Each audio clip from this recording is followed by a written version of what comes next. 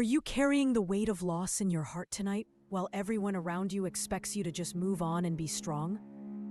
Maybe you're watching other moms celebrate their babies, while you're quietly grieving yours, feeling like you have to hide your pain because it makes others uncomfortable. What might surprise you is that even Doja Cat has quietly walked through the devastating experience of pregnancy loss. Behind all the music and success, she's faced the same heartbreak that you might be carrying right now.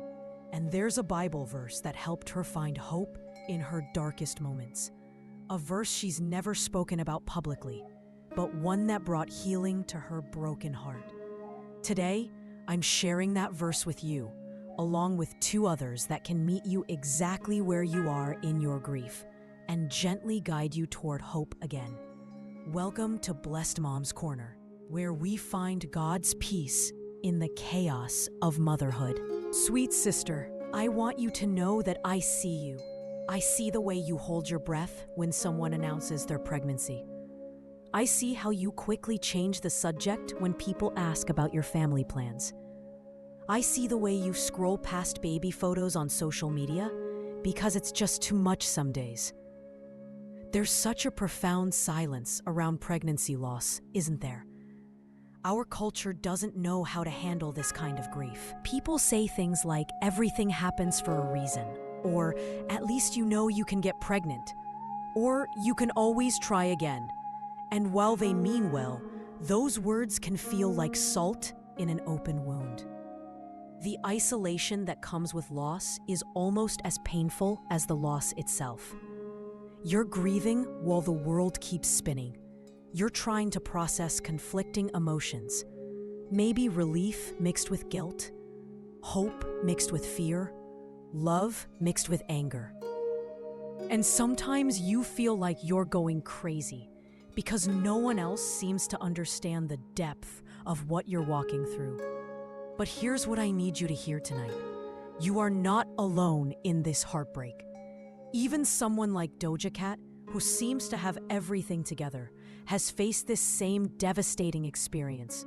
Loss doesn't discriminate based on fame or success or how much money you have in your bank account. The ache in your heart is real, and it matters.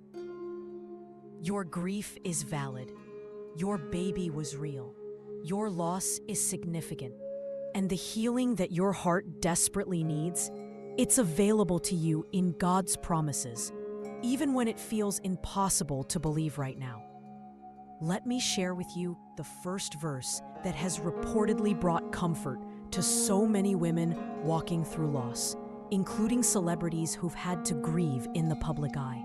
Isaiah chapter 61, verse 3 says, "To bestow on them a crown of beauty instead of ashes, the oil of joy instead of mourning, a garment of praise instead of a spirit of despair." This verse is God's promise that He can take the ashes of your deepest pain and create something beautiful from them. Now, I need to be clear. This doesn't mean that your loss was somehow worth it or that it happened for some grand purpose. Your baby's life had value and meaning completely separate from any good that might come later. What this verse is promising is that God's love is so powerful, so redemptive, that He can take even the most devastating experiences and weave them into something that brings healing. Not just to you, but potentially to others who will walk this same difficult path. Your loss doesn't disqualify you from God's blessings.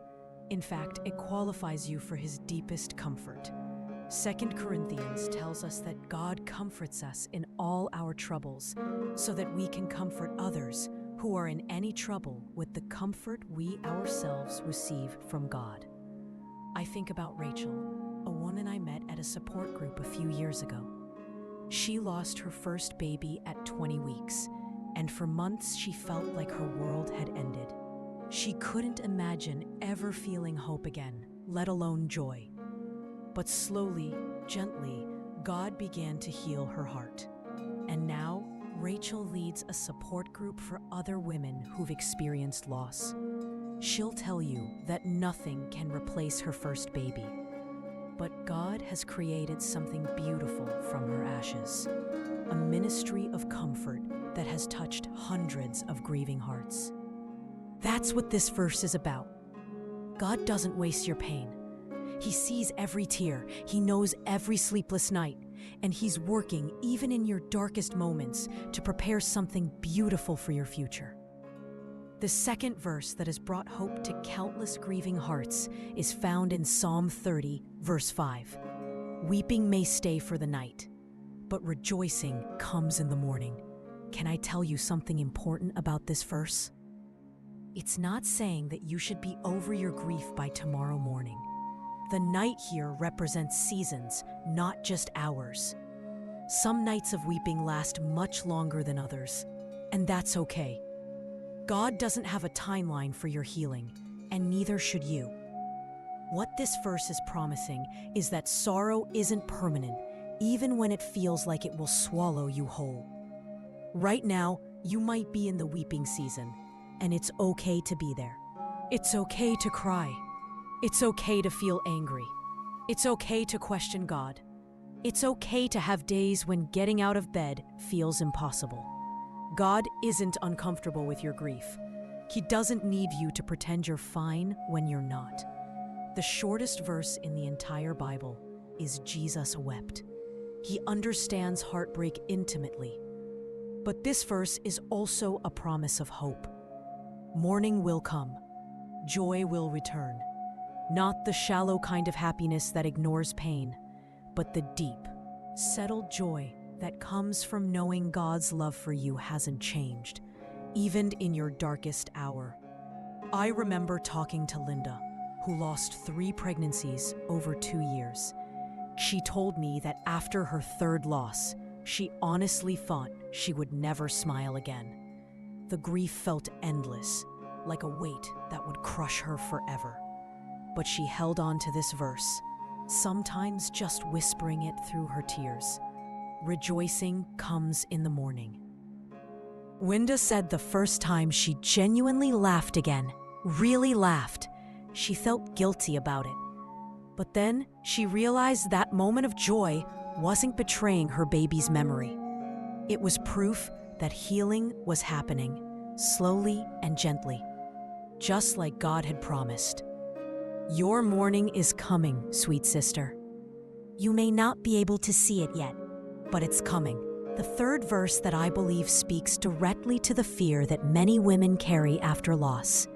The fear that their dreams of motherhood are over, that God's plans for them have somehow been derailed, is found in Jeremiah 29:11. For I know the plans I have for you, declares the Lord, plans to prosper you and not to harm you, to give you hope and a future. This is one of the most quoted verses in the Bible, but I want you to really hear it tonight. God says, I know the plans I have for you. Not I knew or I had plans but they got messed up. Present tense, He knows.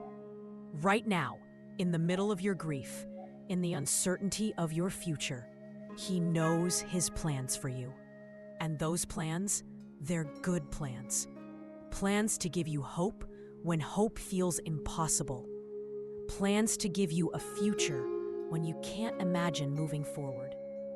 Your loss hasn't canceled God's plans for your life. I know it might feel like it has. You might feel like you're starting over, like everything you dreamed of is gone. But God's perspective is so much bigger than ours. He sees the whole story, not just this painful chapter. I think about Maria, who lost 4 pregnancies before finally carrying her daughter to term. During those years of loss and heartbreak, she couldn't imagine that God's plan could include motherhood for her. She felt forgotten, overlooked, like maybe she wasn't meant to be a mom after all. But God's timing wasn't her timing. Today, Maria not only has her daughter, but she's also become a powerful advocate for other women experiencing pregnancy loss. She speaks at conferences, writes about her journey, and provides hope for thousands of women who feel exactly like she once did. God saw all of it, the losses, the healing, the eventual joy, and the ministry that would come from her pain. His plans for her were always good, even when she couldn't see it. His plans for you are good too, Mama.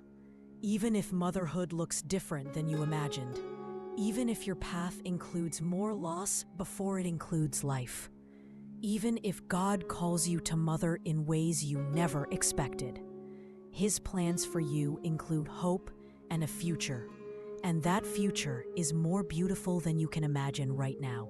Now, I want to give you 3 gentle, practical ways to begin applying these truths to your healing journey. These aren't magic formulas or quick fixes. Healing from loss takes time, but these steps can help you partner with God in your healing process. First, I want you to consider creating either a memory box or a journal to honor your loss while also claiming God's promises. This might include ultrasound pictures, hospital bracelets, letters to your baby, or just thoughts and feelings you want to express. But alongside those precious memories, I want you to write out these 3 verses we've talked about today. You're not trying to replace your grief with Bible verses. You're acknowledging that both can exist at the same time. Your love for your baby and your trust in God's goodness. Your sadness about your loss and your hope for the future. This box or journal becomes a sacred space where you can process both your grief and God's promises. Second, I want to give you a daily affirmation that you can speak over yourself, especially on the hardest days. God is making something beautiful from my pain. You don't have to believe it fully at first. Some days you might barely be able to whisper it, but keep speaking it because you're training your heart to hope again. This affirmation isn't dismissing your pain or rushing your healing. It's declaring God's character and His ability to redeem even the most difficult experiences. You're choosing to believe that your story isn't over, that God isn't finished writing your life. Third, when grief overwhelms you, and it will sometimes, even months or years later, I want you to speak one of these verses out loud and then give yourself complete permission to feel whatever you're feeling. You might choose Isaiah 61:3 if you need hope that something beautiful can come from this pain. You might choose Psalm 30 verse 5 if you need to remember that this season of sorrow won't last forever. Or you might choose Jeremiah 29:11 if you need to be reminded that God still has good plans for your future. After you speak the verse, don't try to stop the tears or push away the sadness. Let yourself feel it fully. God can handle your emotions. He's not afraid of your anger or confusion or deep sadness. In fact, He wants to meet you right there in the middle of it.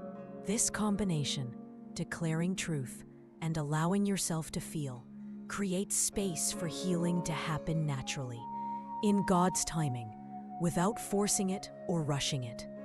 If this message has resonated with your heart tonight, I want to ask you to share it with another mom who might need to hear these truths. Maybe it's a friend who's recently experienced a loss, or someone you know who's been struggling silently. Your willingness to share might be exactly what God uses to bring hope into someone's darkness. And if you'd like more biblical hope for your mothering journey, including the difficult parts that no one talks about, please subscribe to our channel. Sweet sister, I need you to hear this. Your loss matters. Your baby mattered, and your healing matters to God. You are not too broken to be loved. You are not too sad to be held.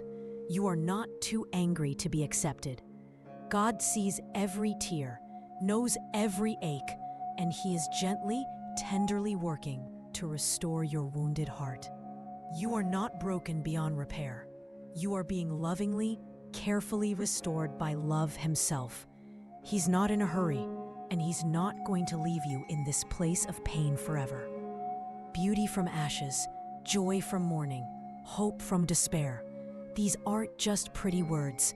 They're promises from the God who specializes in resurrection, who takes what looks dead and breathes life into it again. Your story isn't over. Your capacity for joy isn't gone. Your dreams of motherhood, in whatever form God has planned, aren't dead. They're just waiting for their season, their morning, their beautiful transformation. I'd love to hear from you in the comments below, but only if you feel ready to share. Sometimes writing out your thoughts can be part of the healing process.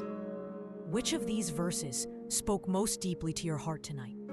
Isaiah 61:3, about beauty from ashes. Psalm 35, about weeping and joy. Or Jeremiah 29:11, about God's good plans for your future. Your story matters, and your healing journey might encourage another woman who's walking the same difficult path. Next week, I'll be sharing the prayer that helped me through my darkest postpartum moments. Until then, be gentle with yourself, rest in God's love, and remember that healing is happening, even when you can't feel it yet.